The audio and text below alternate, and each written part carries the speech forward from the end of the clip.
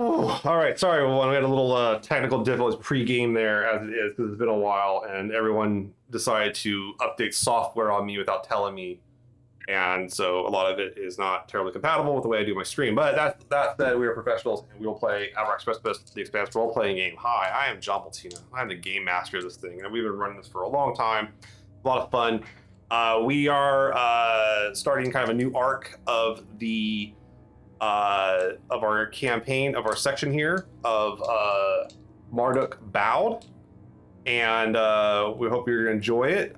This game takes place on right after the founding of the Transport Union and the recovery after the Free Navy conflict. I'd like just for those, there's a lot of new people because I've picked up a lot of fault. We've been off then. We've been off for what? When was our last game? Was it October, November? November? Late October, early November. I think it was November. Wow. It's been a while. It's been like 2 months, yeah. So one of those, we're down to our core players for various reasons, but we have the senior crew here, as we call them, ready to fire. So I'd like to go ahead and let them introduce themselves. Scott, why don't you kick us off here? Tell us who you are. I am Scott. I play Wyatt, the XO of the Sinclair. Yeah, that's about it. I'm not the most interesting, so just avoid getting shot. Just avoid getting shot. Fair enough, man. Okay, Donna. Hey, I'm Donna. I play Captain Myrtle Cooper. I am the pilot and boss of our ship, and I'm an Earther, but I left the Earth behind for love and chocolate making years ago, and yeah. It's been a while. Been a while. It has been a while. All right. Well, those of you out there that are checking our show out, we appreciate it. If you want to check out more, you can find all our info there, all our link tree, everything's there. You can't miss it. All our social media, YouTube, Instagram still, whatever you want, we're there. Furthermore, if you want to support our stream, there's a lot of ways. One is our Patreon, which is through there, and our Ko-fi. Those are great ways to get some extra resources too. I am posting up we have a lot of bonus episodes on there. I have character sheets on there. I've been doing some iconic characters. I had a whole strew of I need to do a few more. I think I'm gonna do Cortizar next, or Cortizar. No, Cortizar. Yeah, the mad scientist. Yeah, I'm gonna do him next, and then but we got a lot of stuff on there too. Bonus episodes. We did an episode at OrcaCon where we played with Jacob Mundell from the television show, along with some other crew and cast. That was an absolute blast doing that. And so please check that out on our Ko-fi. And then the last way too is to snag some merch from us. We will be retiring the individual artwork shirts because I gotta make some space in the shop for some other stuff. And but if you want to get Abraxas Precipice gear, that's a great way to support the stream and help us out and keep us moving and shaking. So without further ado, anyone else got like something to plug or something good going on? I'm just glad to be back. Just glad to be back. I'm glad to be here. Yeah. Sure. Yeah, I mean, we had a great time at OrcaCon playing the game and having Maria there, and with Claire being there in person and John in person, and then having Jacob. Yep. That was chef's kiss because we were just kind of plugging along there, and then all of a sudden, big shift. Jacob reveal. Don't spoil it. Go join the Patreon. I'm not going to spoil it, but. The faces that we were making. Oh yeah, I got a lot of freeze. I got the video footage. So I got a lot of free. I've been sending Maria freeze frames of her face at a few points. It's pretty funny. She's enjoying that. But and also to thanks to Chris Pramus there of Green Ronin, who did a nice little introduction to talk about it. We really appreciate them and their support. Yeah, that was so nice. Well, we're gonna go ahead and kick over, and we will be right back after the credits.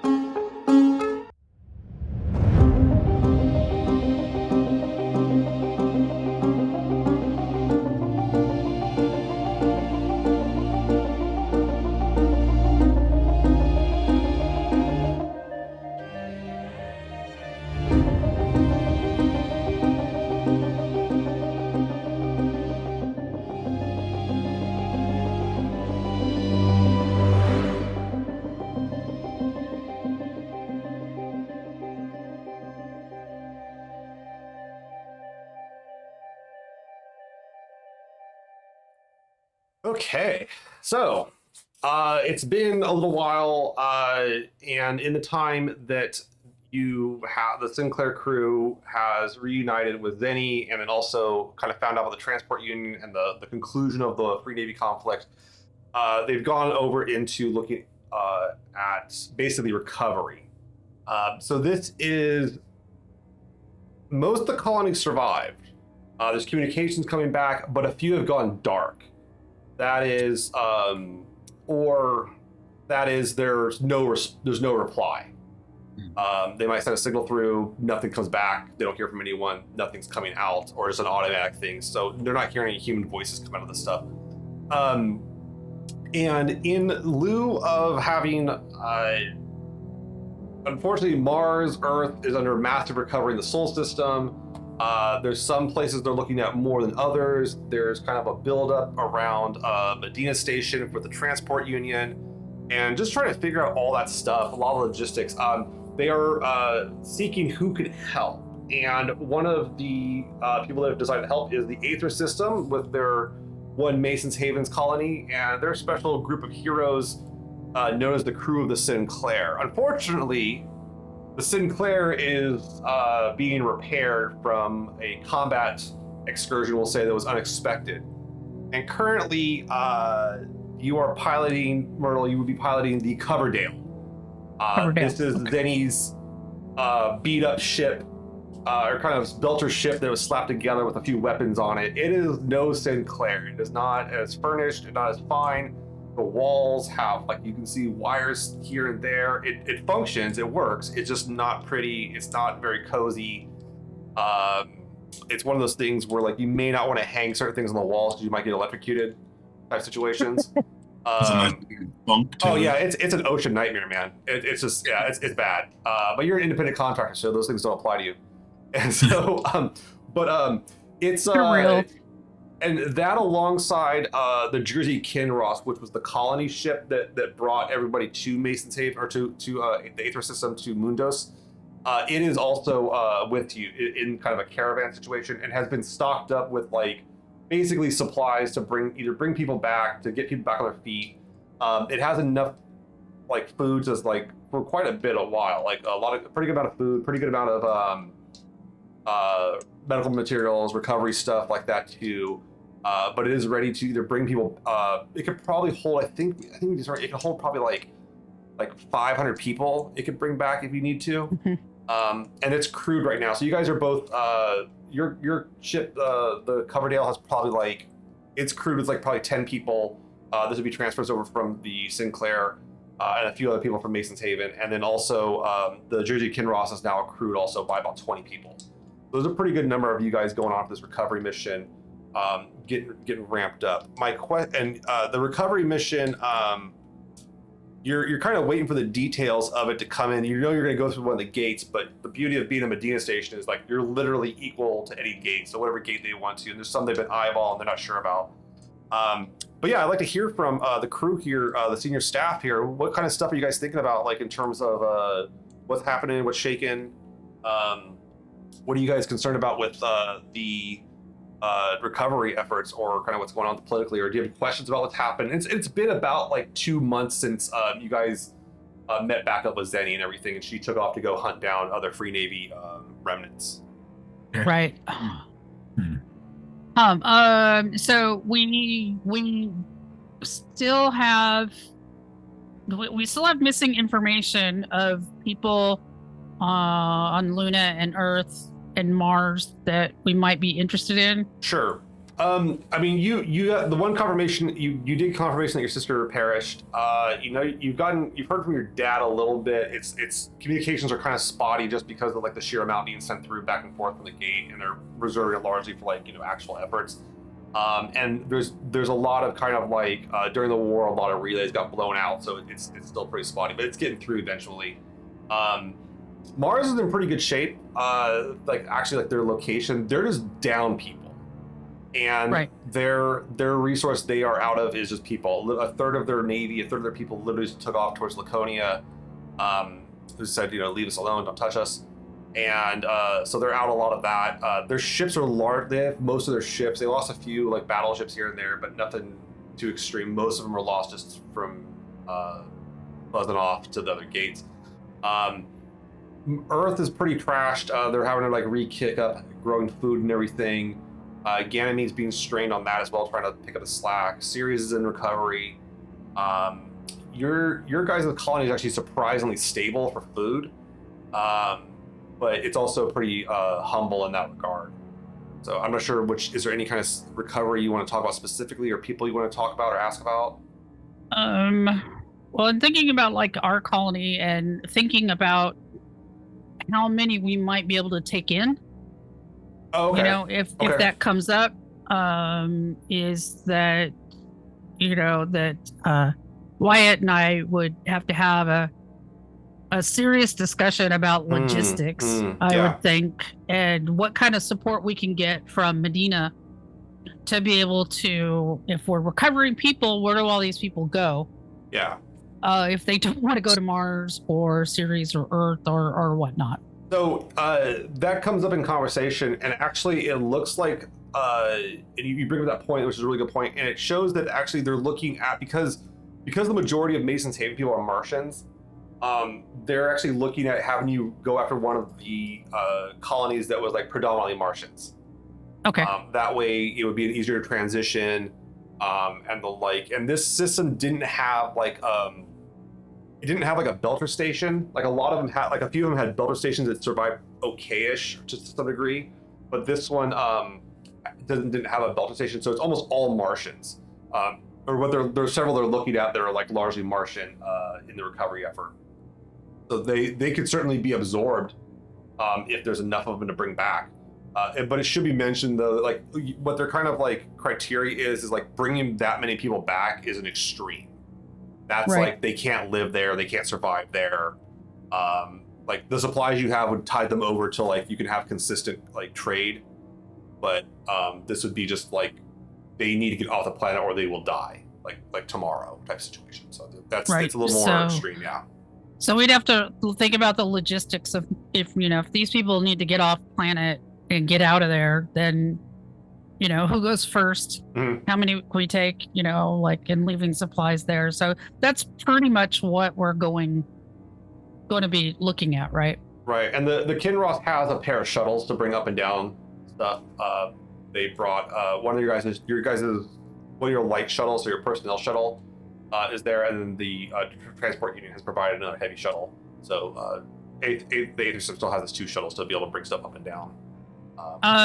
Do we have a contact on Medina to be able to, if folks are interested in going back through the gate to the Sol system? Yeah, there's like a liaison. This would be your old friend Tyree Gao, who had some of the initiatives. She was the congresswoman from Mars. Their government's largely kind of in a disarray.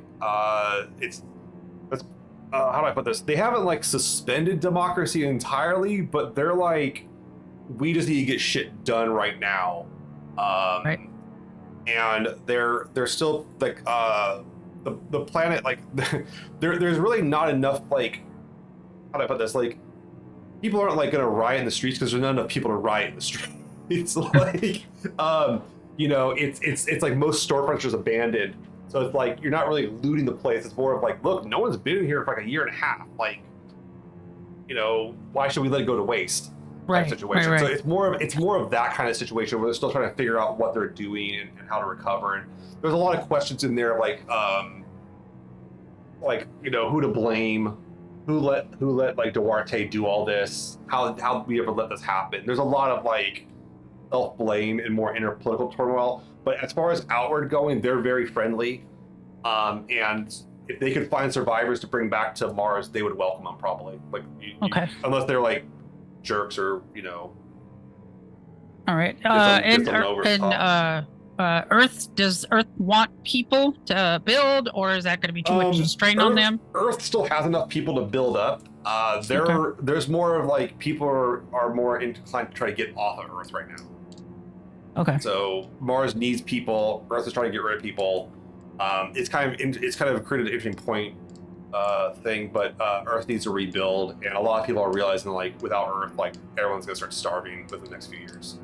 So, All right. but And it's then slow progress, for the other places, does Ganymede need more people, or does it? Ganymede, I'm trying to think of where we can put people. Ganymede was largely occupied by had a big, large occupation of the Free Navy, and so there's been some conflict getting them out in negotiations to try to peaceful transition out of it. But the guys, basically, Ganymede's not a military base, so holding it's not going to be an option for these guys, especially when they're the Free Navy. Well, basically, the Free Navy's naval support is gone, so they have no support in the skies, and they probably wouldn't be able to sustain by start killing people and holding hostages. So that's getting back on its feet as a priority. Yeah.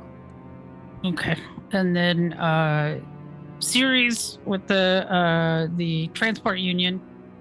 Ceres is under heavy recovery. It was already under recovery by the UN through after it got sacked. It needs a lot of work, and it's a priority of the UN Navy. The UN Navy really can't do much planet side, but they can do a lot for Ceres. They're more geared towards being space stuff. So okay, so those are kind of different priorities for the kind of logistics I would be interested in. I was like, the quartermaster in me is going to shine. There you go. So yeah, it's like finding out, and then what are skills that we need back in Mason's Haven, and see where that will go. I think that's kind of the Wyatt. I don't know which one is what out of this. Which one would be more interesting to work on first for doing some logistics, because we can't just show up and throw people on and then try to figure out where to go. So I think Mason's Havens right now, if you're curious, could take on another 100 people easily. Just all of a sudden show up. But with support appropriate, they could probably do more if it was a good fit. Right. Okay. But yeah, your Martian contact is Tyree Gao. So far as I don't have a name, I need to get a name for your transport union contact. Let me get that for you guys real quick here. That was gonna be I'm not gonna use that one. That's not what I wanted to click. There we go. Yeah, it's gonna be the guy's name is Jada Star, so Jata. And Jada Star is he's part of the recovery team, the recovery what do I call it, coordinator, right? Yeah. And yeah, he's ready to kind of, if you guys want to get ready to get you guys briefed and everything and prepped up for the recovery mission. I'm ready for that, but I have one question. Sure. Have we heard or seen anything from Pope since we've been over here for the last 2 months? Pope disappeared during your guys' little firefight you had in the Aether system, and no one's kind of looked at him. He the current theory is that he's worried that the transport union might want to try to pick him up or something like that, but or he's trying to back off or trying to figure something out new. But there's some questions there, but he's been off the radar for 2 months, back in Aethra at least. And even if he showed up, it's kind of like, what's he gonna do? What are you guys gonna do? There's not really much, he doesn't have a gunship anymore. You guys, Aether doesn't have a gunship anymore, so it's he's not. Yeah, they're kind of off, but. Maybe he'll make contact. Maybe he'll come out of the cold or something like that too. He'll figure it out. But maybe he's just taking him back to the new. He's probably the current theory is that he's just taking it all. The shift of power all in. He's just trying to take in this stuff and trying to find a new path forward, because all the rules of the game and the pieces have completely changed, and so he needs to have a different kind of approach, if you will. So yeah. Okay. That makes sense. I'm ready to hear what the plan is for. Okay. Cool. Yeah. You hear from Jada. He comes up on the comms. It's a real conversation. It's all real time. And Jada comes up and he goes, "Okay, Let's see here. Coverdale, Aethra people. Okay. Zanny said you come highly recommended. Do our best. And she says, you guys, planet side, you do good on planet side type of work. Well, that's what we're probably going to end up doing here. What exactly is?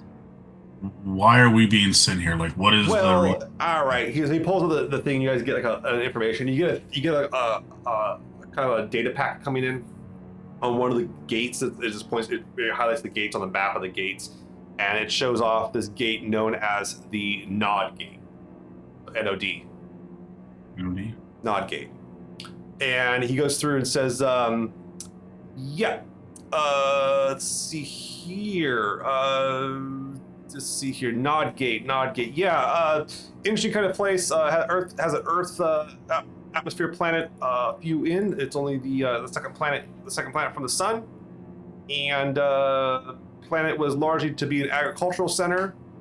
But as our probes have gone, our relay gone through, we take a look. We get no contact from them. Their satellite system seem to be working. We think their comm array on the planet's working, but no one's shooting a message back to us. Actually, very interesting. I was kind of curious to see why that is. Yeah.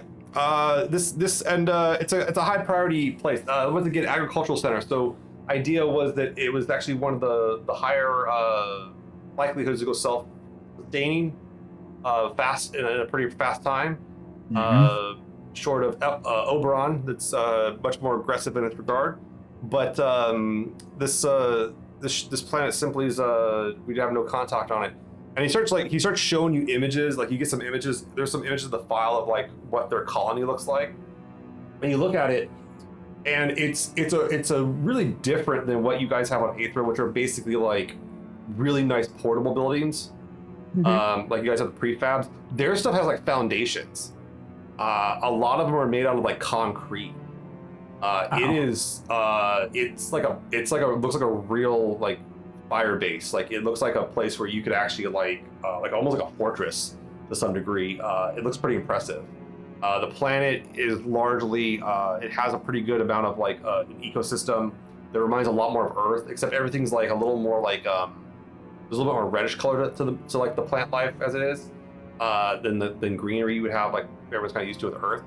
But you can kind of see like they had some agricultural areas they were building. They had like some greenhouses. They had a few fields they were trying out. A lot of prospect here, but it was this. Was there any information on security forces or anything that they had? Yes, they were secured by essentially MCR. Like there was a detachment of like former Marines that were occupying it, and you kind of go through it. And like the thing that kind of sticks out to you, Wyatt, is like they had people with power armor down there. They had, according to, they should have had at least like 5 Marines with power armor down there. So they had a pretty heavy team that for defense. I definitely don't want to just like barrel into their colony and scare the crap out of them if they're there and have to fight that. And they show you like this. They show you this, like all their satellites are still in orbit, but there's no. And they had some ships in orbit that like aren't responding, but the ships are still in orbit, sticking around. They're not really doing much, and it looks like. But they don't have any images of the colony itself, like current images. They have older ones from like a few years back. And you can see like, it's like there was like families and people, and it looked pretty good actually. Like it, all things considered, it's impressive. Like they actually like, built like a genuine city with some streets and everything. It's not like a wow. Yeah, it wasn't some like cheap job. There was some money put into this place. Now, a question I have is, and this may be not possible at all. Mm-hmm. Wyatt speaking. Is once we get across the gate, can we hack into those satellites to see if we can get an updated picture or anything? Yeah, you might be able if you have you guys have some people in the crew that might be able to pull this off. They might be able to get some images out of it or something like that too. I will say though that like they kind of go on about the security, and he's like, yeah, on that note of security, once again, it was Martian security. So like you're gonna need some pretty good people to get through their systems there. That's very true. Yeah. But you might be able to get a clear image of it once you get closer to the planet. So. Okay. Right, and we can always come in, when we poke our nose in there. Yeah. Just kind of make sure that we're broadcasting out. Yeah, you guys will light up the sky. I mean, if they have anything looking at the sky, they'll see it pretty quick. And everyone's kind of usually looking towards, keeping an eye on the gate. The colony size too is about 1,800 people, so it's like 9 times the size of what you had in Aethra. It's big. Right. It's a lot of people. Right. How far is this planet from the ring gate? That is a good question, and I will give you a good answer. The ring gate is. It's pretty far in there. It's gonna take you guys at the reasonable burn. You could burn the Coverdale and get there first, well before the bigger ship if you want to. But it would take you guys probably about 2.5-3 weeks to get there at a good burn. If you're just going at the normal pace, it's gonna be like a week and a half or a month and a half to get there. Oh wow. Okay. Well, that's a big system. Wow. They have any ships above the planet too? Yeah, it looks like there is. They have a pair of ships in orbit. One looks to be like basically like a colony ship, much like the Jersey Kinross. It though is also kind of stripped down like the Jersey Kinross. Like they strapped a bunch of stuff in and brought it over. And then the other one looks to be kind of like a science ship, like an exploration ship. And based on what you guys have history-wise, it looks like they were checking out the other planets in the system. This is kind of the last known thing they were doing. So, and I will say they also have landing pads in their place. Like you can bring a ship down orbit and land it. The Coverdale can land on the surface if you need to. Awesome. So did they have any kind of communications previously? Like before the pre-Navy conflict, or? Yeah. I mean, it's like when did it stop? It looks like they were communicating out pretty much up until Inaros shut everything down and blew all the relays up. To cut off everyone else. Yeah.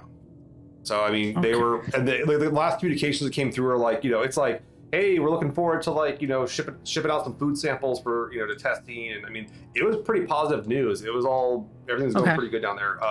Right. They were talking about some promising sampling on their gas on some of the moonlets of one of the gas giants. I mean, there's a lot of prospect of this planet or this system, excuse me. Okay. I'm honestly incredibly intrigued to go to this system and check it out. Yeah, I mean, they might just be waiting for somebody to poke their head in just so they can we're here. Fair enough. That's help.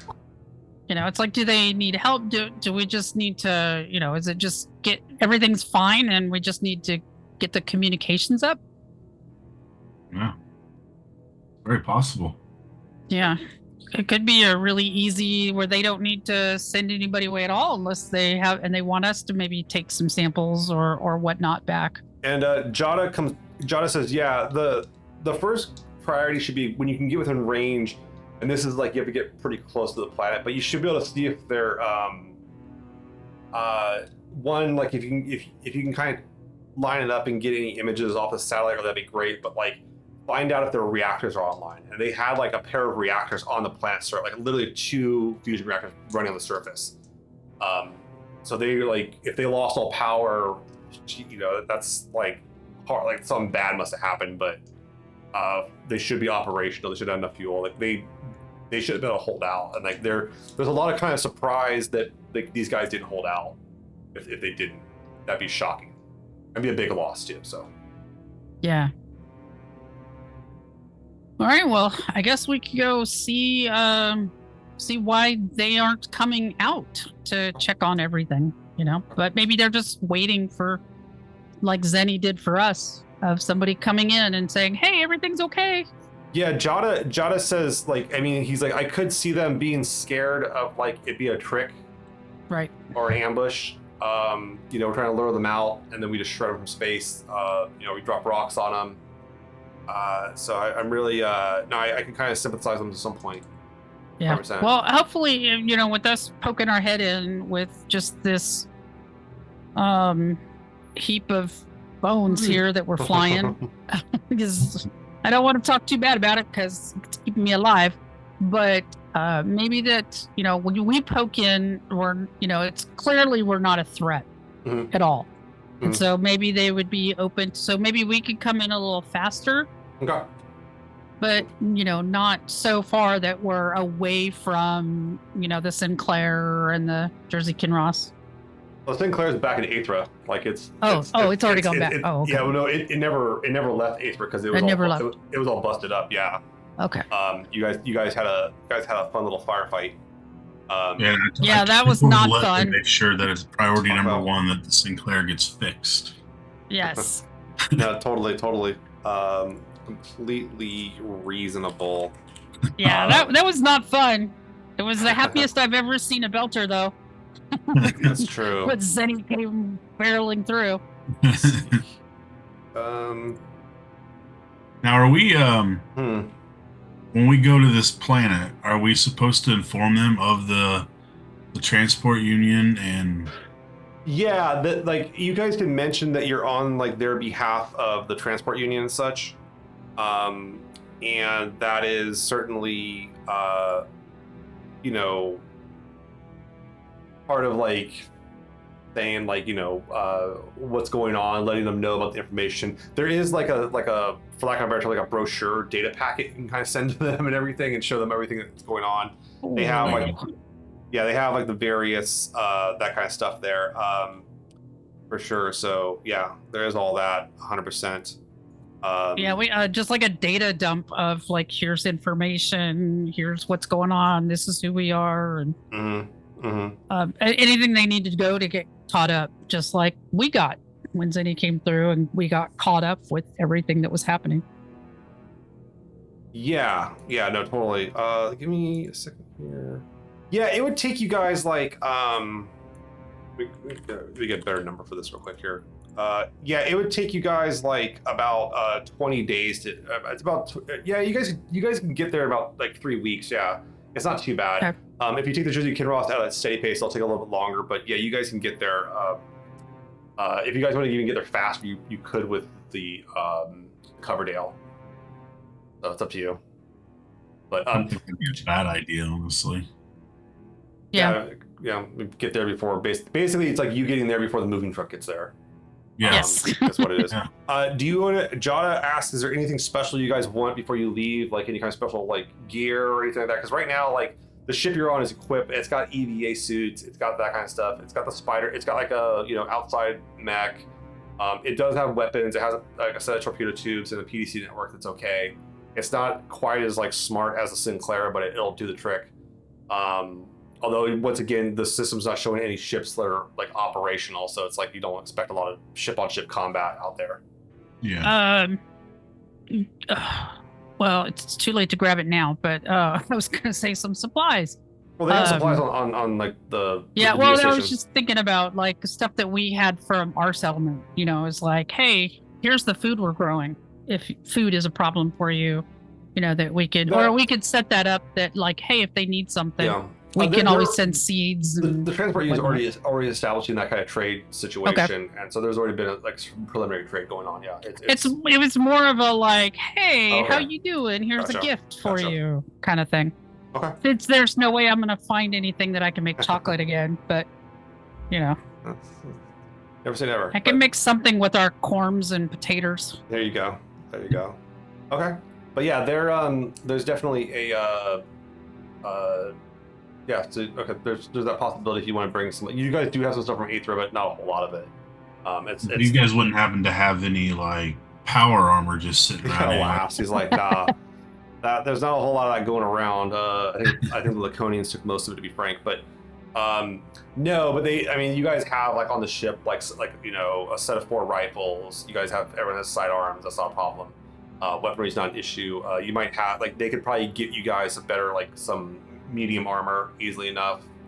I'd take some medium armor for yeah, sure. this was Denny's ship, so there's like some combat armor on there. So there's Right. basically like 4 sets of armor, 4 rifles. So you can put together a squad pretty quick if you need to.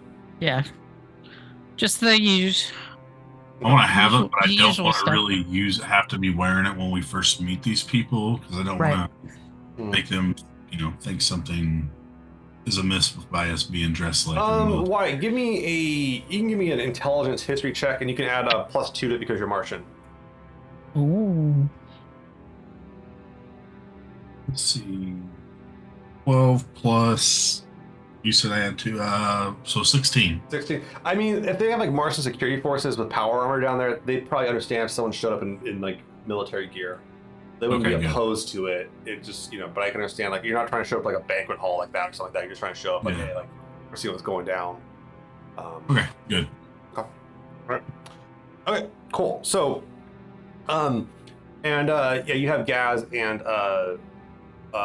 Waxer are both on the ships and everything like here too, amongst the crew, kind of handling the stuff here. And you guys cut off for the gate. The gate doesn't take very long to get to inside the ring space, and you eventually get out and emerge, and you get into the Aether system. The Aether system, okay, or not the Aether, sorry, the Nod system. Nod system. So the Nod system, as you kind of come through, it is a unique system in that it actually is a binary star system. It has 2 stars, with the planets orbiting in various. But the 2 stars, though, one of them is much larger than the other. Give me a second. Big star, little star. Yeah, I'm trying to remember how. It's been a while. I've been brushing up my star classification real quick here. It's been a while. Yeah, one of them is a D-class star, meaning that it is dead. It's burnt out. Oh. And it does not have any. It doesn't even meet the class standards to be considered a star anymore, but it was formerly a star. And then the other one, the primary one, is a luminosity 3, which is let's see here, it's a K05. It's pretty close to like it's not much different than the one in the Aether system. It's an older star. It's older than like the Earth Sun, but it's still got a few billion years on its to burn. So yeah. Yeah, sorry, the other one's a white dwarf. A white dwarf, yeah. Is the other one. So it does still glow, but it's like not. It's still kind of it's a mostly electron degenerate matter. So it's just kind of fallen apart over time, and the like. And yeah. Okay. And the planet name that you're going to is Tesoro Rosso. No, I can't spell that. You can't spell that. I will put it in the chat for you here. I just wrote it out phonetically. I think it's not hard to like translate. Rosso. I was close. Yeah. I was close when I wrote it down. Yeah, it's not too hard. But yeah, it basically means like let's see here. I'm trying to remember what Tesoro is. I think that's like I know Rosso's red. I'm trying to remember I named this planet. It's been a while since I came up with this one.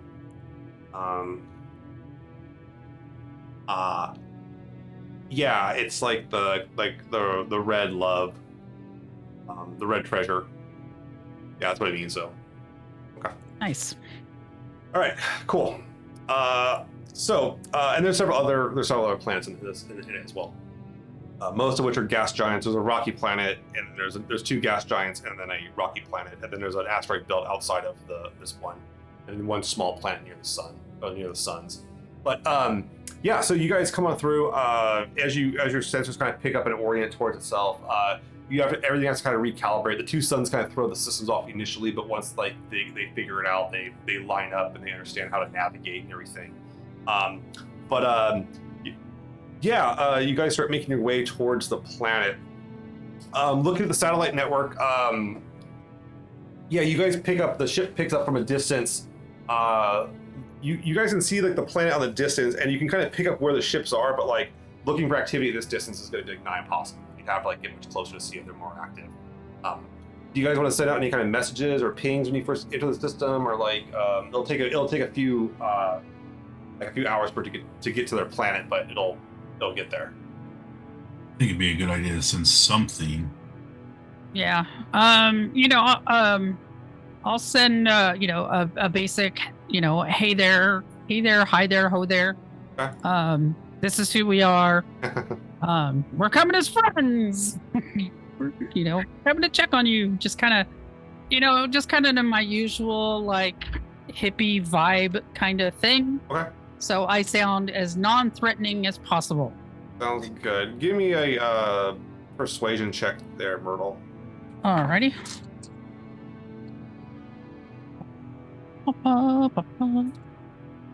Persuasion. That would be communication. Yeah, our performance, yes. your choice, but yeah. All right. 5, 9, 10, 11, 12, 13, 14, 15, 16, please. All right. Yeah, you put out a message pretty quick. It's pretty cut and dry, nothing too fancy. Very much, how are you identify the ship.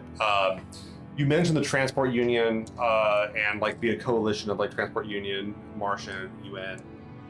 It says like the war is over type stuff. It's really boilerplate. And you sent along a packet with the Transport Union information. You guys cruise along for a few hours and you get the confirmation from their satellite network that like the thing is received. That's it. No, there's nothing else coming through. But the satellite, it hit the satellite, pinged the satellite, and the satellite is kind of like, okay. Does its job, and it's a satellite. That's all it can do. That's we're not going to know a thing until we get closer and see it. Yeah, I mean they might send something through, but they might take their time, and we might just have to get closer to everything to be able to pick it up. Then you ask this question: and you guys can like send the message out like periodically, like every like 6 hours, something like that. Yeah, sure. Pretty easy to do. And then I'll give you some information too about it. So I gave you the name of the planet. The name of the colony is Malenka. That's Malenka.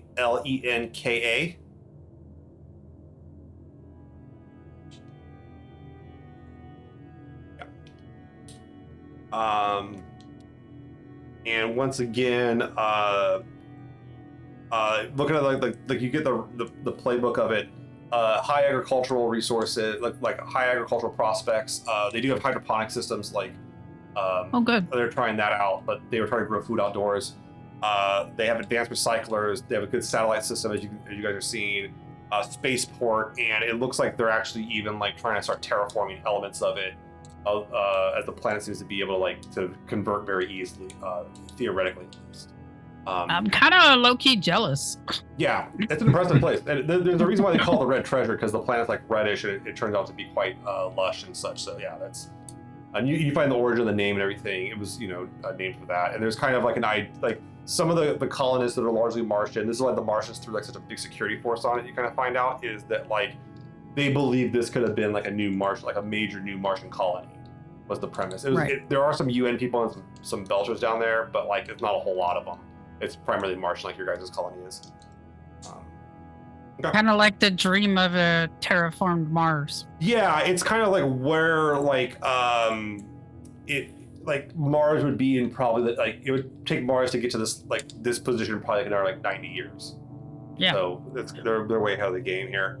And ideas to create an agricultural center. Yeah, that was it. Okay. Let's see here. Oh yeah, and then that was the big thing. The substrate they believe can be processed by Earth microbes in a stable fashion. So if they could get enough Earth substrate out here, they think they could convert basically fields quickly. So, okay. All right, cool. So as approach, how close do you want to get to this before you start changing your tactics? Is my question.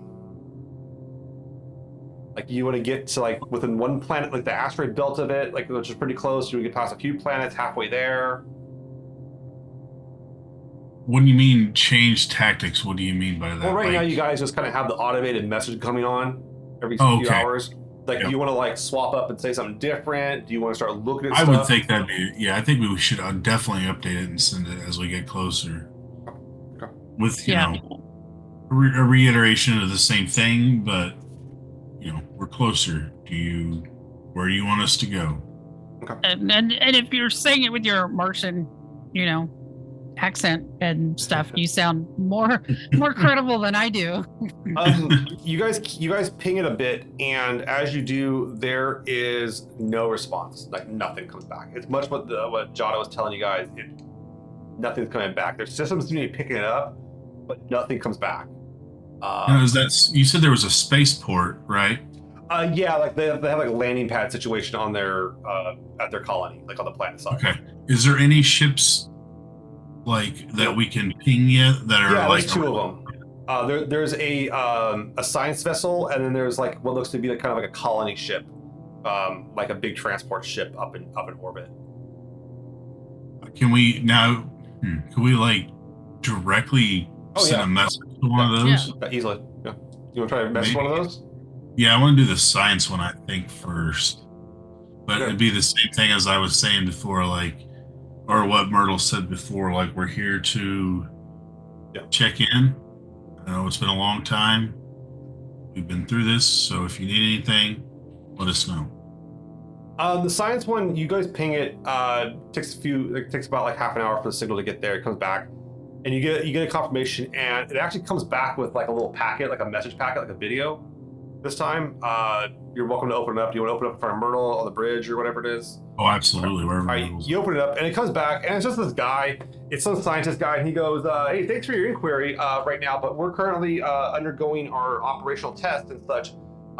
When we get done with our current lab work, we'll be happy to reply to you. But thank you for your message." And like that's it. It's like an answering machine type situation. It's like literally this guy's away message, and he's like, you see him, he comes up. He's some scientist. Goes by the name of, I don't know. We'll call him like Thomas. I need a good name here. Thomas. Give me a real name. Let's go with this one, and we will go with this name. Okay, I clicked hillbilly names. That's not gonna fly.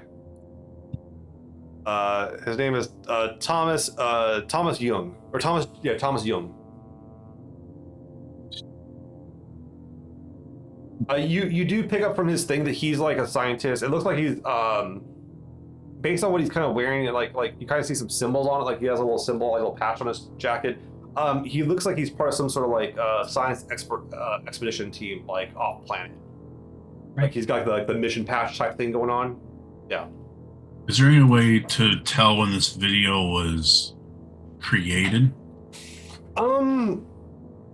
Give me intelligence technology. If you can hack the matrix here, Quiet. I don't have that, but I'll give it a shot. Go hack the matrix. I got a 6 on the drama die. That's something. It's not good though.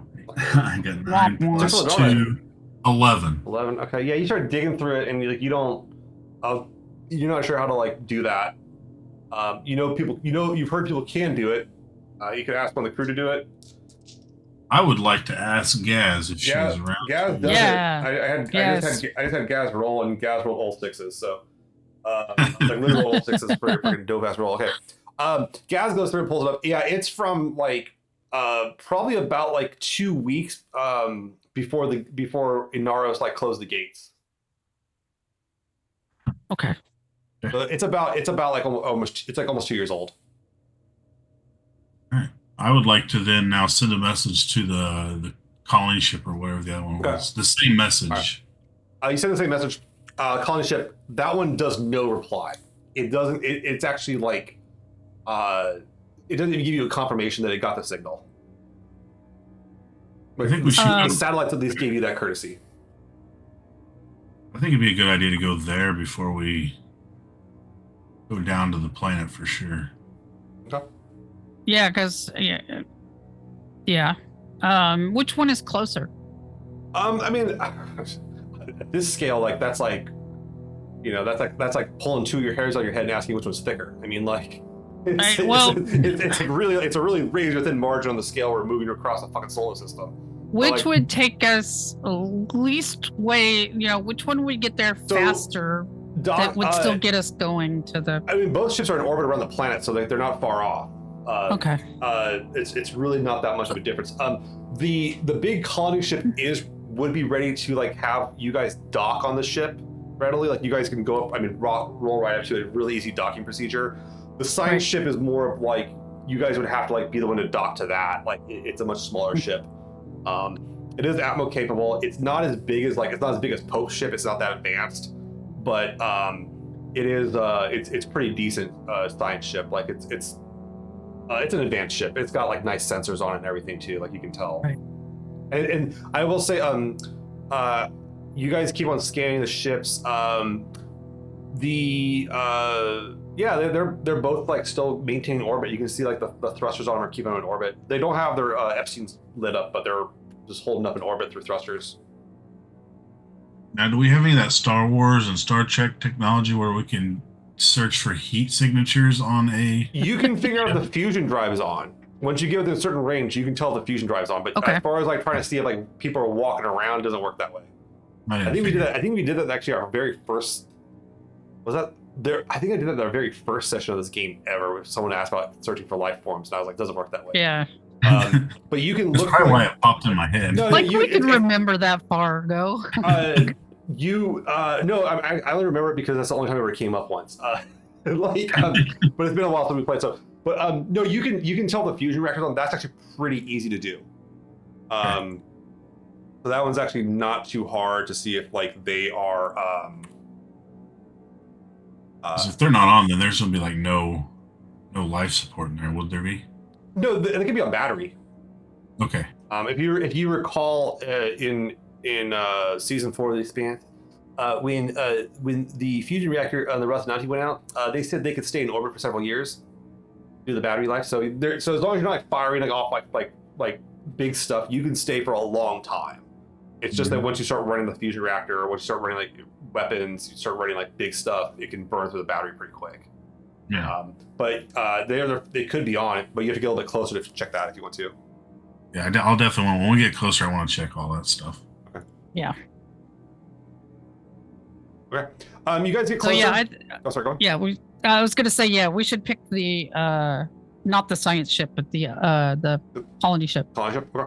All right. You guys can make. Do you guys want to like let the Jersey Kinross just cruise in while you guys like fly in hard? Yeah. Or, okay. All right. Yeah. You guys get in hard. You guys come in. It picks up pretty quick. The science ship seems to still have its fusion reactor on. The colony ship, the science ship's pretty easy to read, honestly. Like it's not like that big, and it looks like it would have it on. The colony ship does look like its fusion reactor is still active, but it's not like doing a whole lot. There's not a whole lot of like. Your ship picks up. There's not a lot of activity on it. Like, where the science ship seems to have a lot more like, how do I put this? Like a lot more electricity flowing through it. Like it's still like it has like a lot more processors. Where the colony ship seems like it's largely empty, which it's supposed to be empty. But yeah, so maybe we should. Leah, let's go to the science. Let's switch this up. Right. Okay. You guys are also within range to look down on the surface. That's perfect. So like you guys do satellite photography off your own ship to look down and kind of get a readout. That sounds like a great job for Gaz. Okay, you want to put her on that while you guys go check out the call? Yeah. Okay, so you come to the science ship. Let me give it a name because it's bad luck not to have a name for a ship because ships without science need a. This is the. Oh, I know. Shit, what's I'm gonna call it here? I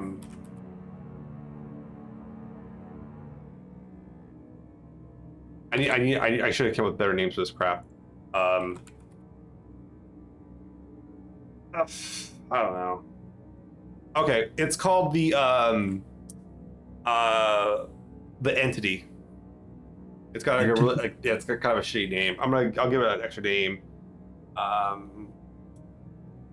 Yeah. I find it to be a creepy name, and I dig it. It is a creepy name, yeah. It's got that cosmic horror to it. Yeah, like the Event Horizon or something like that. It's called like the. Yeah, we'll call it the entity. I dig it. I got a better name. It's called the The observing entity. There you go. It's called the observing entity. That's my full name for it. Observing entity, but they just call it the entity for short. But yeah, once again, it's a science ship, kind of cut down compared to much more basic than like Pope's ship. Like it's not meant for like hundreds of people to live on it, but it probably could crew like 10 to 12 people maybe. No weapons on it. It doesn't even have a PC network or anything like that. It's pretty straightforward. So we'll be able to easily dock with it and. Yeah. Okay. The ship's largely kind of this it's kind of this stylized like red and white color. It's pretty cool. It's pretty fancy looking, to be frank. You can see that it has the ship looks like in really good shape. You can see there's a little bit of damage on it, but like it's just like scrapes from stuff like cosmic or just like space debris smacking into it once or twice. Right. But largely it's in pretty good shape. There's no like bullet holes or any of that kind of shit on it. Yeah. All right. Ready when you are, Cap. All right. Well, let's do this. Should we have? Do you want to? Well, I guess we should figure out who's going to go over. I will definitely go. All right. So we got. All right. Wyatt. I'm going to kind of kit up too a little bit, so. Yeah, you can suit up in the armor and the and an EVA suit with a rifle if you want to. That's pretty easy to do. Yeah, I would like. Yeah. Okay. Should we bring Waxer too, or he's kind of intimidating, but yes, but we should bring him. Yeah, because if I get scared, I could just stand behind him and feel better. Yeah, and then maybe Gaz stays so she can monitor the different things, and if we need to do something quick, is that she's there. Yeah. Okay. Even if that's like talk to the other ship. Yeah, and you let the captain of the ship know you're gonna go check this one out. They're cool with it. Like you guys are the lead of this mission as far as they're concerned. So they're like, all right, sure, You do your thing. Yeah, it's your circus, guys. Like they're cool with it. Okay. They're not gonna sit there and tell you no. It's our circus, and we're the monkeys. Pretty much, if that helps you, yeah. I don't have, there it is. Yeah, and the ship is captained by is Captain Alvarez. So Captain Rick Alvarez. Yeah, he's back. Yeah, he's one of your guys' old. You guys have known him for a long time. Yeah. And Samilla's on that ship too. I might add too. My sweetie. And who else do you? Oh, you know Tyrell's their XO, and you also know Medea Holtz is on that ship as well. Medea. Yeah, that's the medical. That's like the chief medical officer on the ship. All right. For better or for worse. That, So you guys, there's like another like 20 or so crew on the ship as well. So, but yeah, you guys, you kind of roll up to it. You guys pilot into it. Mikhail kind of helps you guys roll into it a little bit here.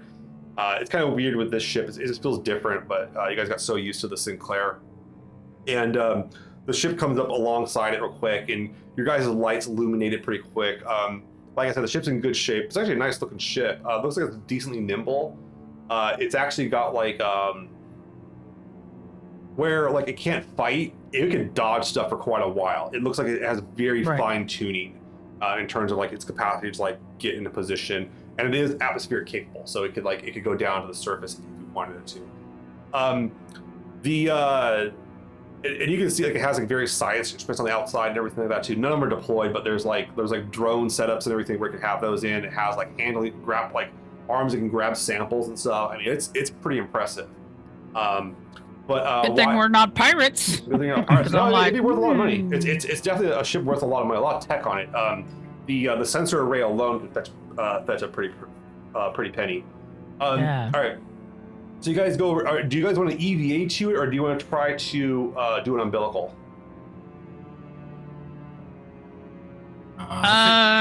You can do umbilical. You want to try the umbilical? EVA. Okay. All right. It's going to need a very quick escape for some reason. Yeah. Yeah, the EVA is nice if you need to get out quicker. Yep. True. Okay. Let's do it that way then. All right.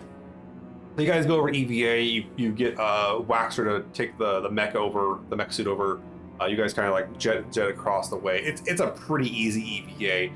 You guys are maybe EVAing for about like 10 minutes or so, like that at the steady pace here. They come back, scans come back. Yeah, the fusion reactor's on, but they're not seeing any like real responses from the ship. It just keeps on giving the automated response over and over again. And you guys click the bag boots on, Waxer straps onto it, and you guys are on the surface of the ship outside its airlock. We just knock, or what we do? I was like, I'm gonna knock on the door. Right. I mean, they would hear you like clamping to the side here pretty quick. Yeah. But with no response, you're welcome to try to like go through the emergency procedures on the airlock.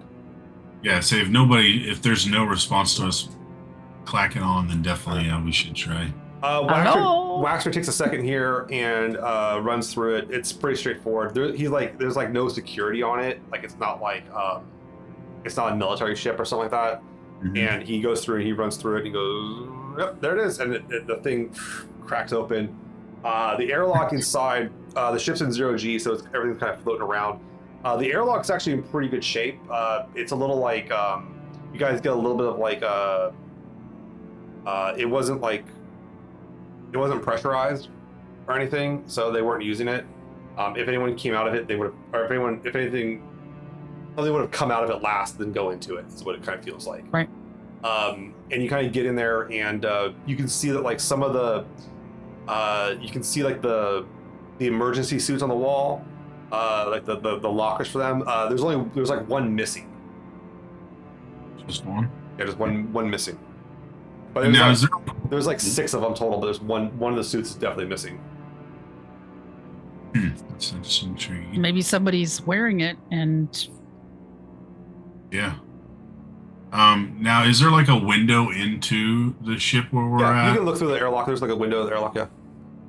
Do I see anything when I look through? Yeah, you take a look through real quick.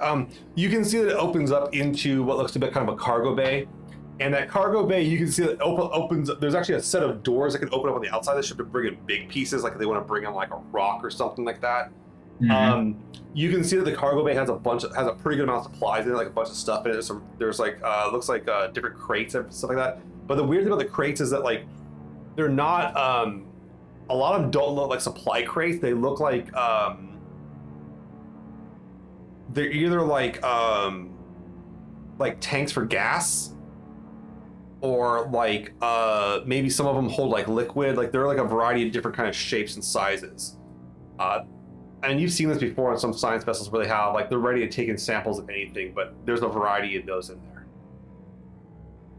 Yeah. But you don't see them walking around now. That's what. Yeah. Okay. I don't see any like. Will there be any like security measures that I could see? Like, I don't know. As far as you want to. I mean, like, are you asking to search for traps? Pretty much, yeah. Right. Yeah. You can do a seeing test here, Wyatt. All right, and that's perception. Yep. That's not too bad. 15 plus 18. All right, you take a look through it. Nice. You don't. I mean, you can see that they have cameras where they should have cameras. You're not seeing anything like a turret. You look at the door. It's not like you don't see any like wiring on this side at least. Like I mean, and it looks like the inside is pressurized. It's pressurized. Yeah, so there's atmosphere inside. Yeah. I think we should blow the whole thing. Yeah, let's just blow the whole thing. No, we should go in, and if it's pressurized, let's do the right thing and balance the pressure and go in. Waxer goes through and starts like cycling through the airlock and everything for you guys, closes it up, and the system kicks on. You can tell as it kicks on, you can kind of see it like dust up a bit. You can tell it hasn't been functioning for a while. It's accumulated some like crap, but it seems to work fine once it turns on. Just has that initial kind of like dirtiness to it. Yeah. It blows through, and the other airlock kind of comes through, and it's ready to open. You ready, Cap? Yep, let's do it. I'll go in first. Are you going in like gun ready? Or are you going in like no, I'm gonna go in like casual. Announcing, hey, we're coming in. If there's anybody there, are you please. keeping your helmet on? Oh yes, I'm not taking the helmet. Okay, so you go through the speakers and they cut through, and you kind of announce yourself, and you wait. Do you want to wait a second before walking through after you announce yourself? Yeah, I'll wait just a second. Nothing happens. I'll start going in then. You go into this cargo bay. It's pretty good size. It's a bit bigger. It's a little bit bigger than the Sinclair, but they're also not carrying torpedoes and they're not carrying PCs and not carrying all this like other crap. But it's pretty nice. Like they have everything's actually, all things considered, like it's all fairly new looking, despite it being kind of covered in like you can kind of see there's like some crap in the air. Dust hasn't settled, but there's like a distinct amount of like kind of crustiness of the air. Like you don't have to like wipe your mask, like your face mask constantly, but it's like there's still like about once every like you're gonna have to wipe it off eventually at some point. Yeah. Okay. Now, if I do like a quick look around in the cargo hold, do I see like, does it look like things were taken out? Like, does that make sense? Like, I would think there'd be something here, but it's not there. Like maybe they took it down to the planet or. The cargo is, so it's decently full. Like they, as far as anything missing, you'd have to look at like an invoice to know what's missing. This is not like, you're not a kind of thing you usually deal with. Yeah. So you wouldn't know if anything's missing. I mean, there's more space if you want to bring more stuff on here, but it's not. And when you do hit the boots, you can feel the fusion reactor humming. Like you can feel it like humming. So it's on, and the lights are working. The automatic lights start coming on as you walk through it. Like you can see better. Little motion sensors kick on. They're not on emergency lights or any of that kind of crap. I would like to try at least head towards like where.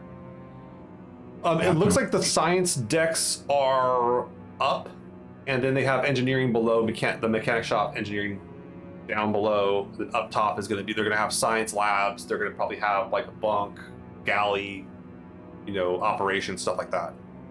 I'd say we'd probably want to go up. Yeah. Or we'd probably run into somebody. You come on over there. You guys float. Do you guys want to float? Do you want to walk along the walls? Do you want to like take the elevator? There's an elevator that goes through the ship. It's not like a full blown elevator. It's more of like a lift, but you put your foot on it and go up. Yeah, let's do that. All right. Yeah. You catch on that and you get up. It comes to the first level. The first level looks like kind of like a lab. There's a series of labs, and you can see how, like you're not sure if like looking at them, you're like one could be a med bay, some could be labs. You're not really like what's going on. What is of interest though is that the doors on all of them are closed and locked, or you assume locked. They all have like the locking light on them. Oh, maybe we should go see if we can get into one of those. Sure, we can come back, maybe.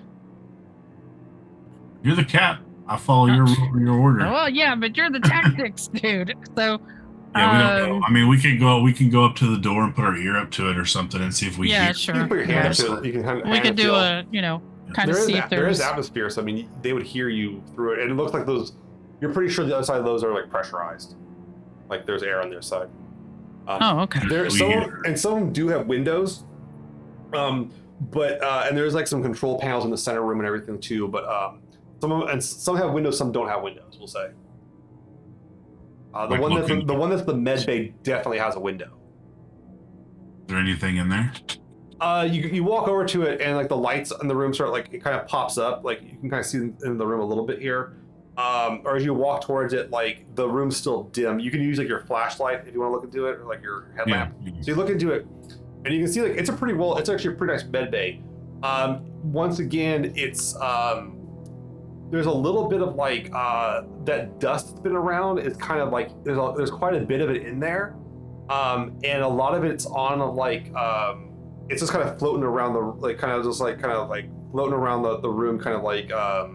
Kind of pushed to one corner whenever the ship had like reoriented itself through its like thrusters, it kind of pushed it off to the one side of the room. But you don't see anyone in the room, or like you see like the what's it called, the beds and everything. But why? Give me a scene test. Hey, that's 555, so 5, 10, 15. Nice. Perception. 18 again.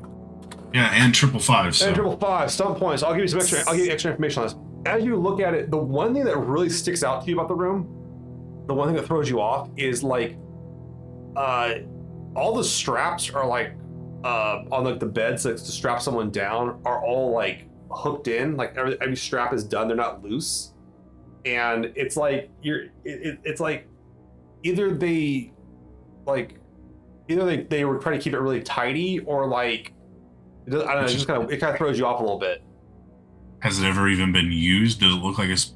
I mean, the room's dirty. Like there's you do see a little bit of like some like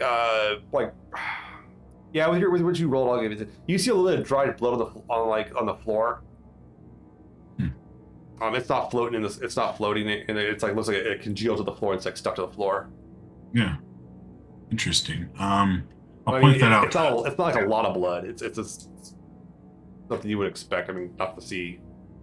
It's definitely weird that those straps are just perfectly neatly set there, and there's blood down there. It's like I would have thought maybe it was never used, but then there's blood, so somebody's been in here at some point. I mean, well, maybe somebody just didn't need to be strapped in or anything. Maybe they had an injury, or it's not the straps are like the straps are like pulled down to the thing. The straps are kind of like they're all buckled, but they're kind of floating up buckled like that. Oh, okay. Like they're not like strapped down to the bed. No, like they're all up like like somebody might have slipped out like a worm. Maybe so.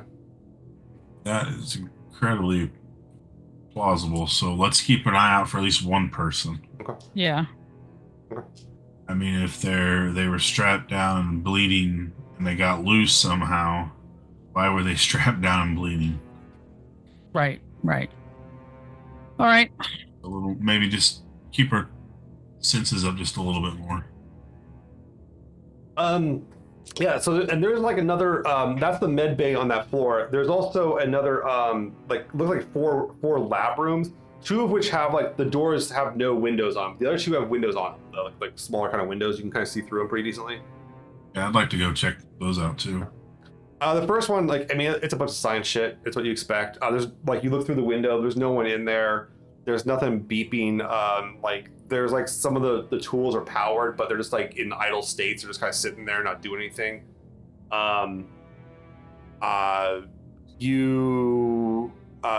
Yeah, that's what one of them looks like. I'll let Myrtle look in the other one if she'd like. You want Myrtle? Yeah. All right, Myrtle, you go look at the other one. This one you kind of come to. Give me your choice of sense that you want to use, and you may use touch. You cannot use taste because you're in a suit. Right. Or smell. No smelling through the suit. Not that good. I'm actually just. You know what? I'm gonna use. Can I use medicine as kind of a knowledge? Okay, I'll let you use for medicine for this one. Yeah, sure. All right. You're gonna look at the kind of. You're trying to figure out what the loss is. You are pretty sure that this is all biologically oriented gear right now. Right. Though. Yeah. Okay, that's 5, 7, 10, 11, 12. 12. Okay. And I got 2 doubles with 1 on the die. Okay. You kind of come up to it, and like as you do, you hear, as you kind of approach it, you hear like a low whirring, like a little like you kind of hear like a kind of a low whirring sound. Yeah. Like whirring, biological whirring, and not like a motor. It could be a motor, but it's very consistent. It's a very consistent like sound. Well, it's not my tinnitus. I'm gonna wave. Okay. I'm gonna wave over Wyatt. Okay. Wyatt, you get waved over, and you guys are on private comms too, so you guys can talk without issue. Right. Yeah. Yeah, I can go there and see. Yeah, come listen to this, dude.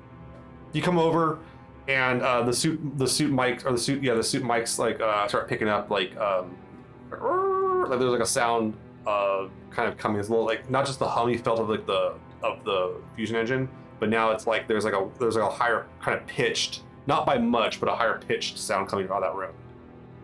Okay, so it's centered on the room. Yeah, like as you walk away from the door, you don't hear it. You can't even hear it. All right. Wouldn't think it'd be a trap of any sort. Maybe a tool of some sort fell over and has just been on for who knows how long. It could be, you know. I'm willing to open it up. Figure out how we can open it up and look. Yeah, let's just go check it out. Okay. The door is locked. It is glass. I mean, you're pretty sure you can try to break through if you want to. You have a rifle or whatever it is, or you want to try to like unlock the door, or what do you want to do here? I would like to try the least destructive at first. Okay. You can and roll, if that don't work, then break the glass. You can roll a security check here. If you want to use security, your knowledge of security systems, you can break through it real quick. Yeah, that's a decent one. That's hard. Triple threes that time. 3, 6, 9 plus 4. 13. 13. That's exactly what you needed. Yeah, you take a second and you kind of go through and you remember, like, it's like Martian tech. Like, I think this one works, and you kind of use some like codes to try to get the door open. And the door opens up and it slides over. And you can see, and the whirring becomes louder when the door opens up, and you can see that like there's like lights kind of blinking on different pieces of like gear on like the lab table. Can I see what is making the noise? Yeah, you come over and it looks like a piece of like tech about this big. Myrtle, you identify this as like a centrifuge. Oh, okay. Yeah. And you can see it looks like you look at it and there's like a counter on how long it's been active. It's been active for like almost a few years. Oh, okay. And that's why it's like so loud. It's like grinding out, but it's still operational. Can I turn it off? Yeah, you turn it off. It's a real simple thing. Turns off. And you kind of see it shake as it turns off. Is there any kind of readings or anything on? It opens up. You can open up and like see what was inside of it. Yeah, that'd be nice to know. See what they're working on. Right. You open it up and it's full of like several vials. There's like a whole like they're all laid out in like nice and orderly and everything. But they're kind of laid in there. And they have like little like they're color coded on top, but you don't know what their color code scheme is or anything like that. And it has like shorthand labels on them, but like you don't know their shorthand symbols. Well, I don't want to open them without being able to find a key to what all the colors and labels and stuff mean. Yeah, but they lift right out of there though if you want to like look at what's inside of one. I can look at it without opening it. Yeah, you can without popping the cap. Yeah, so you pop one out. It's like it looks like it's kind of like a dark, crusty red, like a really deep dark, like almost black and red. You can only see it because your headlamp like is right on it. That the reddish of it. Right. But whatever's in it is dry. Doesn't look like liquid anymore. I still don't want to open it. Okay. We've done some really weird things, and I really don't want to be asleep for a year again. Oh, you don't go sleep for a year? Go night-night. We go night-night. So I'm gonna just leave it back there, and then maybe look around for any kind of notes. Okay. Can we get into the computers that they have there? Yeah, they have like computers in every room and everything like that too, and they're all like on standby. They're just kind of sitting. They have the little yellow light on, just sitting there waiting for someone to touch them or whatever it is. Yeah. Sure. You want to try to open this one up, or? Yeah. Right, it comes up and it asks for like a login. Try password. Might work. You try password. Okay. You do that, and nothing happens. Like it says, Capital P, password, and a 1. Yes. Yeah, I have no idea how to get into one of these things. I'll put the ship name. Okay. The nickname, just the entity. Yeah. It comes back. It doesn't do anything. That doesn't work. All right. Well, we'd probably need Gaz to come over here and hack about. So maybe we should just kind of leave this here and go see if we can find people. Yeah. Go up another level. Yeah. There's 2 more doors that are locked on this floor for labs, but they're like there's no window on them. I'll walk up to one and see if I can hear anything you put your hand up to it. You kind of like listen to it for a second here. Give me a listening test or a touching test, your choice. I don't have any of that. So this is perception. 12 plus. You can do it. 15. 15. All right, another good number for the night. You take a look and you feel that nothing. All you can feel is this consistent hum of the fusion drive. If I don't hear anything or feel like I need to go in there, I'm not going to go in there. Okay. I don't want to break anything or mess anything up they may have been working on.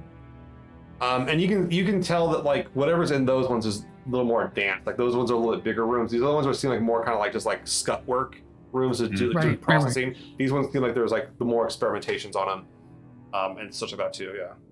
Well, damn it! Now I kind of really want to go in one. Oh, okay. Well, I mean, well, go for it. If you want to open it up, I'll stand back. I'll try opening the one that seems to be the most important one. Give me a security test. Oh, that sucks. 8 plus. You can't do it. 12. 12. All right, you go to try to open it.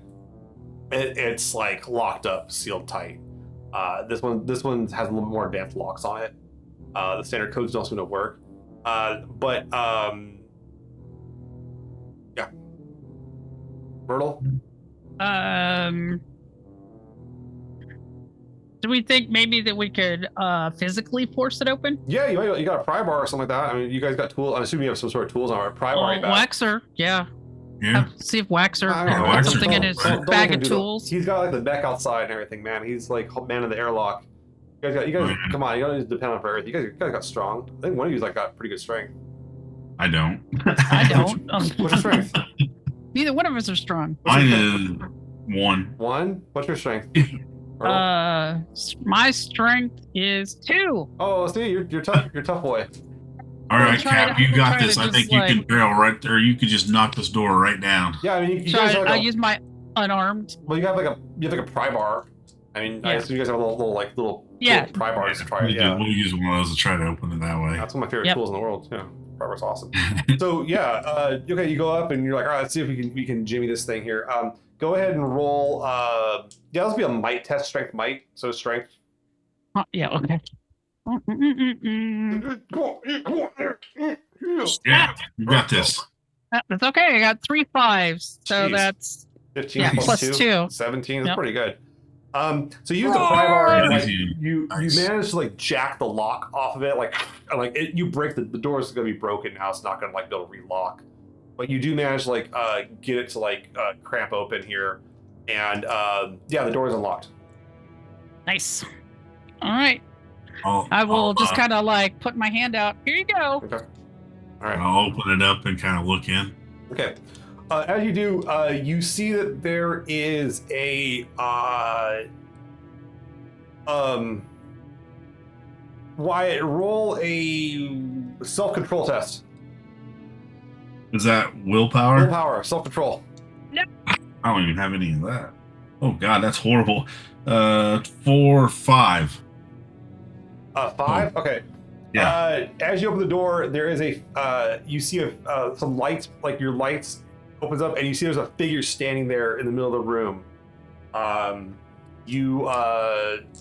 wet myself. Yeah. Well, I mean, that's not the perks of a vac suit, but you kind of see this like figure standing there in like a suit, kind of like it looks like its mag boots are on, but it's just kind of like floating there, like it's not like moving around. But there's like a head on it and everything, not like a not a helmet, like it's like a head. After I'll just kind of like slowly back up in fear. And so yeah, Myrtle, you see that like Wyatt's vitals have spiked, and he has his gun out ready with the finger on the trigger. Oh God. Okay, I'll look around him. Okay, and you can see this like figure standing there in a suit, and it's a suit for the ship. It looks like one of the it looks like one of the suits you saw out of the airlock. Right. Okay, and so there was only one miss. Hmm? Is he facing us or no? He's facing away from you. He's facing away from us. Yeah. So I imagine he's just kind of yeah, his arms are kind of floating there and everything. No helmet, but kind of floating there, just standing there. Yeah. Okay. And you can see he's got like black hair, like the hair is black. It's still in there. Can I use my crowbar implement to poke him? Sure. You poke him. Okay, you poke him, and the body kind of waves a little bit. Yeah, it kind of waves a little bit, but like it still keeps on kind of like doing this like floating thing there, but it kind of bobbles up. Weebles wobble, but they don't fall down. Exactly. Okay. Is there lights on in this room? There's a little bit, and there's a little bit of light. But you can kind of see the outline. Your guys' thing picks up that this guy. It's like a suit from the ship. It matches the ones you guys walked past. But this, and there's his black hair. But you can't like see his face or anything like that too. And he's got pretty longer black hair to some degree. Kind of goes shoulder length, so you can't really see too much of his face. This angle. How about we just you go one way and I'll go the other, and we'll just kind of slide around. Yeah. Right. Yeah. You guys kind of keep your distance. Can we? Yeah. Is there like places where we can try to get more light, like panels somewhere that we can? Yeah, there's like light switches at the door. I mean, you can. Yeah. Okay, so you put those, and the lights come on in the room, pretty good, and you can see. There's figures just staying there, kind of holding there. There's a little bit of that dust you've seen around. It's kind of in this room to some degree, but it's not. Okay. It's not highly concentrated. There's a very little bit amount of it. All right. So we'll just kind of slide over on each side. As you do, you guys come around, and you can see that the skin, as you kind of see, it's a male figure. The skin is rather taut. He looks like he's dead. But what's weird is it's like a gray color. It's like super grayed out. Like waxer gray? No, not like Belcher gray. More like it's like a deadish gray. But what's weird about it is that if he was here in atmosphere and dead, he would putrefy. Right. And there's no green or red or brown. It's like gray. All right. Well, I'll take notes. Kind of take some pictures with your camera too. It's we'll just kind of, keep that going and send that back. Okay. To Gaz, so that way she can send it out. Yeah, they're archiving all this, Yeah. And you get a you can as you kind of come around, you can see there's a name tag. It's kind of hard to make out. You might have to move the arm a little bit to make out his name. We'll do that so we can report. Okay. You go up. Who's gonna move the arm? I will use the crowbar. Okay, you kind of use the crowbar to poke at him. Okay. Yeah. As you do, you can see it has the name. Let me get a name real quick here. Let me get a fun name. It is the name Bogza, Bogza. Bogza. Okay, Bogza. Okay. As you do, as you kind of move it, you can kind of see the thing's kind of floating around here a little bit. Yeah, it's not. Yeah, he's just kind of moves around. There's no wounds or anything on the body. I mean, he's in a suit. I guess. Do you want to strip him? Well, is there anything that's been poked through the suit? You don't see any puncture. You don't see any puncture on the suit. So it looks pretty intact, and the suit's like a bright red. You'd pick up if there was blood, blood would contrast on it. If there was a puncture, you would see it pretty quick. Your guys' lights are pretty lit up, unless he's he could be wounded underneath the suit, but that's another question. Right. I'm not going to go that deep. I just don't think we need to. No. Can we see his helmet anywhere? You look around and you see a helmet on the desk. Okay. It's kind of been floating around a little bit here and there, but it's not too far off from where it's kind of been pushed in the corner as the ship's moved around. Is it possible to maybe try to retrieve any data from it? You could see if the suit has a data set on it or a data pad set up on it. This looks like it doesn't have you take a look at the helmet. The helmet's kind of a basic helmet.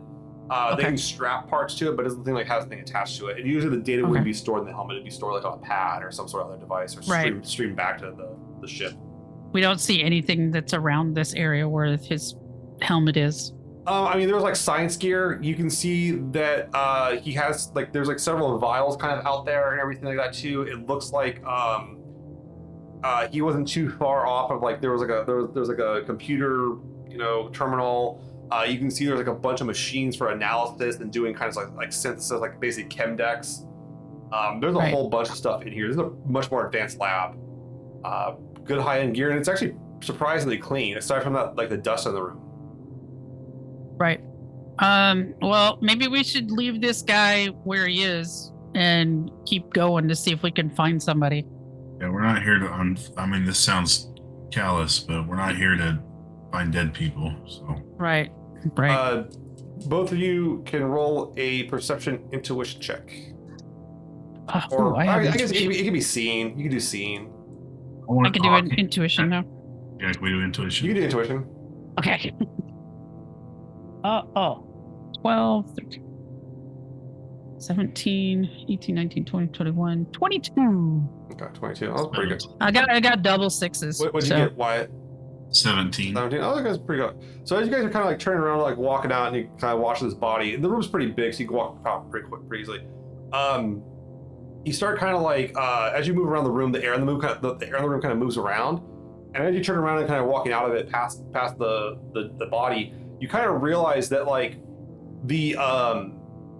it's less that he is like this like white that he is the same color as the dust in the air, and you can kind of see parts of his like flesh or whatever's left of it kind of start like flickering off into like pieces of this dust in the air. Okay, so he's been dead a long time.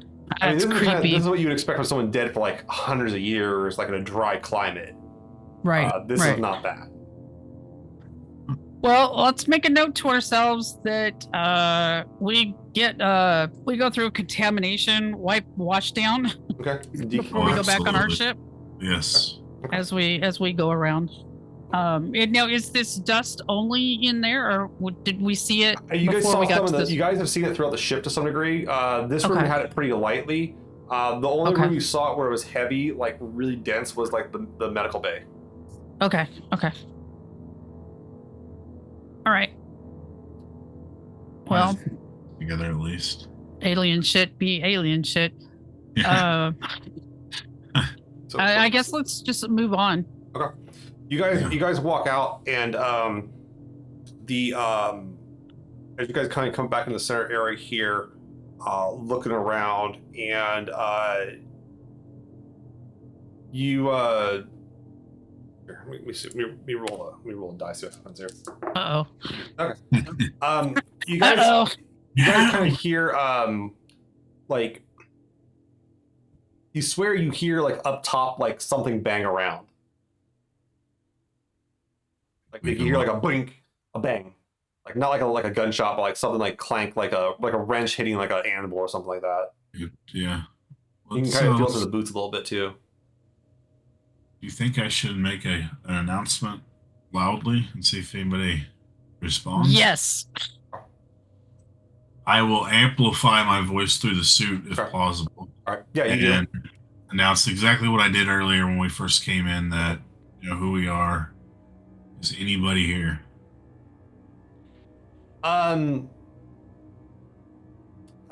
You hear like you take a second, make a listening test, Wyatt, as you like try to listen very carefully.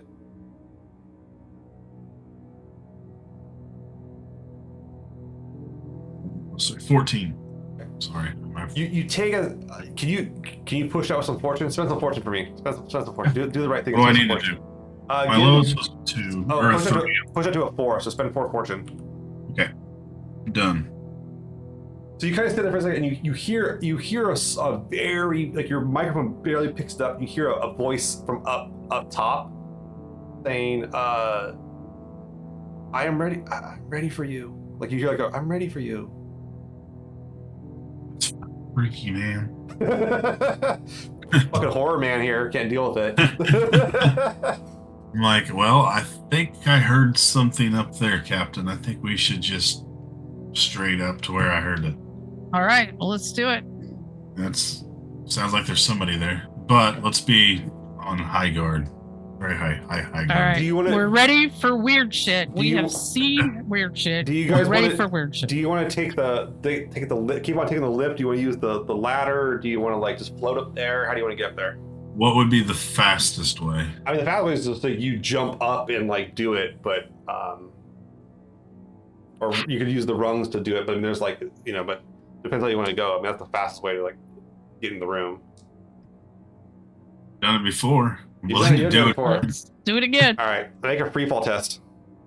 What is that? Is that dexterity? That's dexterity. All right.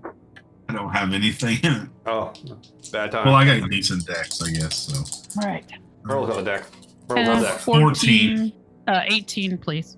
18. Yeah, Myrtle's short. But Myrtle's stubby, but surprisingly nimble. I'm strong and nimble. Yeah. I rolled a 14 You got total. 14. What'd you get, Myrtle? Or are you I got 18. 18. Okay. I got doubles. Yeah.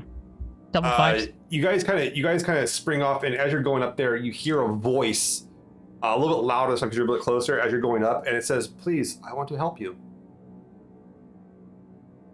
Did it sound robotic? No, it sounds like it sounds almost I don't say childlike, but almost childlike, like eager. I would like to slow down now. Well, I'll do you one better tonight, Scott, and we'll stop right there. Oh. Okay. All right. Oh my god! Oh my god! Oh my god! Okay. Well, that was fun time exploring ghost ships. Ghost ships are always a lot of fun in space. I'm digging it a lot. A lot. Okay, you're here for it. Okay. Creepy people that are very little. You know, the one guy seemed nice, but he's a little dry. All right, guys. Well, that was fun. That was a good one tonight. It's good to be back. Well. Nice way to kind of ease back into. Yeah, ease back into it. Yeah. I'm feeling that pretty good. I think that's the way to go. All right, folks. Well, what I am going to do is count down out the show here. So thank you everyone for watching. We had a bunch of people come in, hanging out. I appreciate everybody. It's so nice to be back. We'll be back next week. We should have a full crew next week. We had like a combination of power outages and work bullshit was what did everyone in. And everything, but I would really encourage everyone, please go check us out here. You can find everything for Abraxas Precipice right there. That is a great way to help just follow us, all that kind of good stuff here. We absolutely love it. You can also follow all of us individually here. There is all our stuff to find us. We're actually slowly going over. Some of that is not terribly accurate because a lot of us are no longer on Twitter. Can't imagine why. And the like, but if you also want to go support our stream, here it is. And then finally, you can also go ahead and grab our merch through Caulking Tower. But thank you very much. A lot of fun. Good creepy game. I'm glad you had fun, Scott. Is that what you're looking for? You want a creepy time? I was ready for that. I'm ready to keep going. I was not ready. I was not ready for creepy time, but I'm all in for it though. But you're all in for it. As long as you got Wyatt taking the brunt of it, you know, he takes the brunt of it. Shove him out front. Yeah, no. That's what being the captain's all about. It's like, hey, get in there. Like, do it. Do the thing. All right, folks. Well, we're gonna go ahead and bounce out. We'll go and do a raid. I don't know who we're gonna raid. Let me go see who's on right now. Let's go see here. We have raid channel. Who do I know? Who is streaming right now? Oh, I got a few people here. There's people I know. Okay, cool. Well, we'll go raid someone that needs some views and everything and the like. But everybody, thank you very much. We will be back next week with Abraxas Precipice. Please hang out on our stuff here. Thank you, Elia. We appreciate you. Everyone came back. That's super cool. And we will see you then.